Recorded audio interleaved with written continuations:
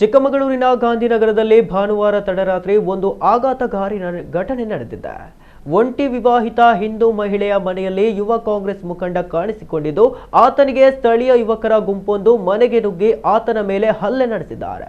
ಹಲ್ಲೆಗೊಳಗಾದ ವ್ಯಕ್ತಿಯನ್ನ ಯೂತ್ ಕಾಂಗ್ರೆಸ್ ಮಾಜಿ ಜಿಲ್ಲಾಧ್ಯಕ್ಷ ರಾಹಿಲ್ ಶರೀಫ್ ಎಂದು ಗುರುತಿಸಲಾಗಿದೆ.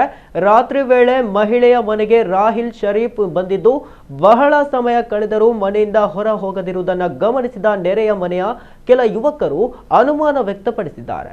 ಬಳಿಕ ಅವರು ಗುಂಪಾಗಿ ಮಹಿಳೆಯ ಮನೆಗೆ ತೆರಳಿ ಪ್ರಶ್ನಿಸಿದ್ದಾರೆ. ಈ ವೇಳೆ ಮಾತಿನ ಚಕಮಕಿ ತೀವ್ರಗೊಂಡು ಯುವಕರ ಗುಂಪು ರಾಹಿಲ್ ಶರೀಫ್ ಮೇಲೆ ಹಲ್ಲೆ ನಡೆಸಿದ ಆರೋಪ ಕೇಳಿ ಬಂದಿದೆ. ಘಟನೆಯಲ್ಲಿ ರಾಹಿಲ್ ಶರೀಫ್ಗೆ ಗಂಭೀರ ಗಾಯಗಳಾಗಿವೆ ಎನ್ನಲಾಗಿದ್ದು, ಕೆಲವರು ಮಾರಕಾಸ್ತ್ರಗಳನ್ನು ಹಿಡಿದು ಬೆದರಿಕೆ ಹಾಕಿದ್ದಾರೆ ಎಂಬ ಆರೋಪವು ಕೇಳಿ ಬಂದಿದೆ. ಈ ಸಂಪೂರ್ಣ ಘಟನೆಯ ವಿಡಿಯೋ ಸಾಮಾಜಿಕ ಜಾಲತಾಣಗಳಲ್ಲಿ ಹರಿದಾಡುತ್ತಿದೆ.